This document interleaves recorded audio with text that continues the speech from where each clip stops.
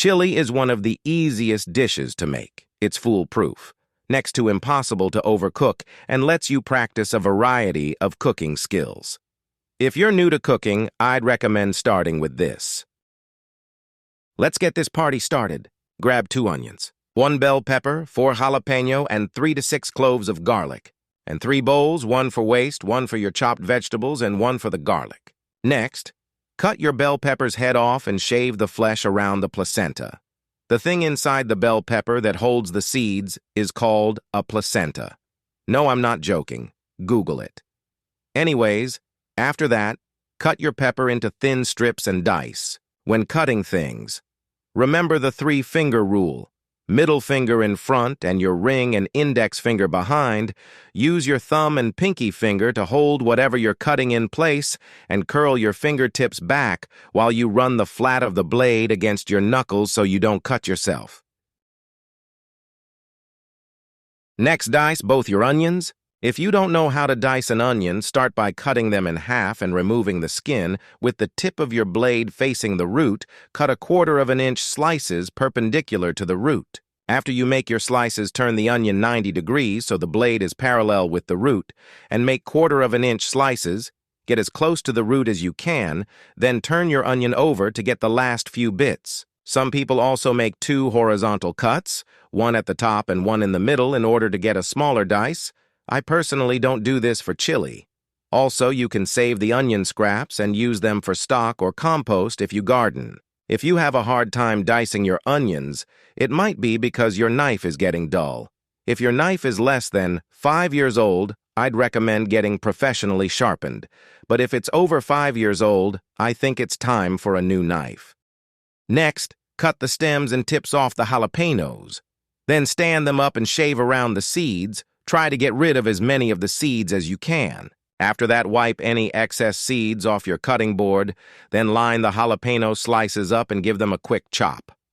Remember when handling hot peppers to wash your hands before touching your nose, eyes, or going to the bathroom. I've made those mistakes before and it wasn't a fun experience. The burn lasts for at least 10 minutes, but if you're into stuff like that, then go ahead and try it. Peel your garlic cloves and give them a rough chop. To peel garlic, gently crush the clove with the side of your knife, then cut the hard, flat end of the clove off. This part is tough and can be bitter when cooked. Then peel the skin off. After you peel all of your garlic, cut them into thin slices. Give them a rough chop until they're to your desired size. I prefer keeping them pretty coarse because the bigger they are, the less likely they are to burn when sautéing. Once you're done, add them to a separate bowl from your peppers and onions.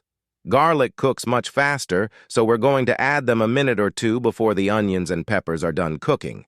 To coarsely chop your garlic, push all the garlic slices into a pile. Put pressure on the top portion of your knife to anchor it to the cutting board. Rock the back of your knife through the pile of garlic, following the natural curve of the blade.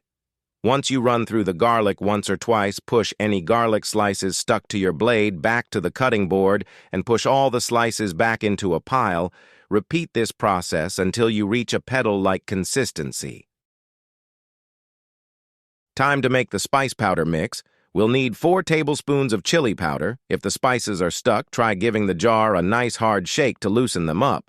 Next is 2 tablespoons of smoked paprika, 1 tablespoon of garlic powder, 2 tablespoons of cumin, 1 tablespoon of onion powder, and lastly, 1 tablespoon of cayenne powder. Add more cayenne if you want it spicier. Now give your seasonings a little mix and let's get on to cooking the beef.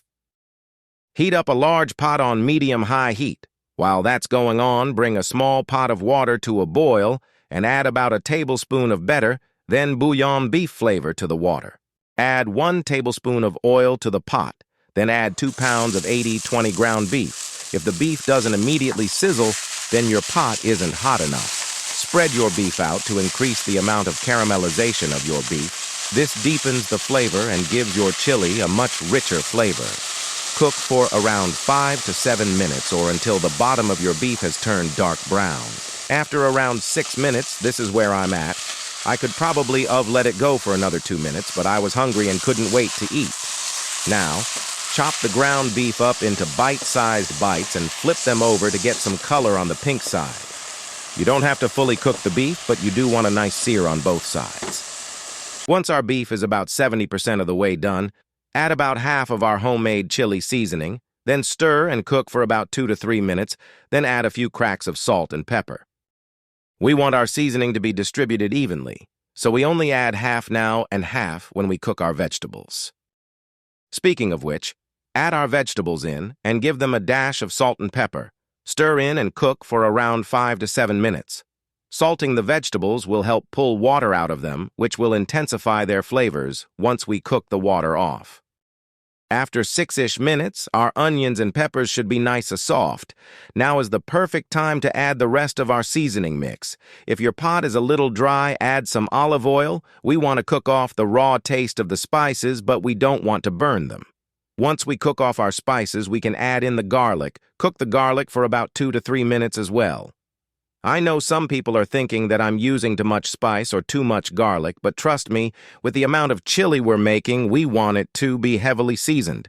Once our garlic is nice and fragrant, add 2 tablespoons of flour. This will help thicken our chili and give it more body and a better mouth feel. Stir in and cook for about a minute to cook off any raw flour taste. Drain 1 can of black beans and add them to the pot. I'm using black beans, but you can use kidney, pinto, or a chili bean mix. After, add 1 can of tomato sauce or crushed tomatoes, 1 can of diced tomatoes, then stir to combine. After, add 1 to 2 cups of the highest quality beef stock you can find. Some people add water to their chili, but that waters down the flavors and defeats the purpose of adding in all those spices. Also, some people don't add beans to their chili. Those people are wrong too. Simmer your chili on medium-low for about 15 to 20 minutes or until the beans soften. At this point, our chili is done. Taste it for seasonings and add any more salt or spice if you think it needs it. You can simmer it up to an hour if you want to reduce the liquid a bit. This will intensify the flavors and, in my opinion, make for a better end product. Just remember when you simmer it for a long time to stir it occasionally because the solids will settle at the bottom and might burn. It's really hard to overcook chili, so don't worry if you cook it longer than 20 minutes. Some people will even toss all of it into a crock pot on low and cook it for 2 to 3 hours. While the chili is simmering, let's prepare some toppings. Grate a couple ounces of cheese, dice half a white onion, and cut a jalapeno into decently sized slices. And now it's time for the fun part. Grab some chili and let's go. Let's make this chili fancy. You can add whatever you want on your chili as long as it's this. Put a generous amount of cheese in the middle, add a good handful of diced onions to the left, and some jalapeno slices to the right, then plop down a nice healthy dollop of sour cream in front of the jalapenos. Cheese and sour cream help reduce heat from the jalapenos, and they also taste great. In America, not topping your chili with cheese is at least 5 years in prison. No sour cream is an extra 2 in solitary confinement, so you can think about the abomination you've created. As you can see, chili is incredibly easy to make and really hard to mess up. It makes for a very easy weeknight meal, and it saves well in the fridge. I have a quick question for you guys. How spicy do you guys like your chili? I prefer mine on the spicier side. Hope you guys like this recipe. Catch you later.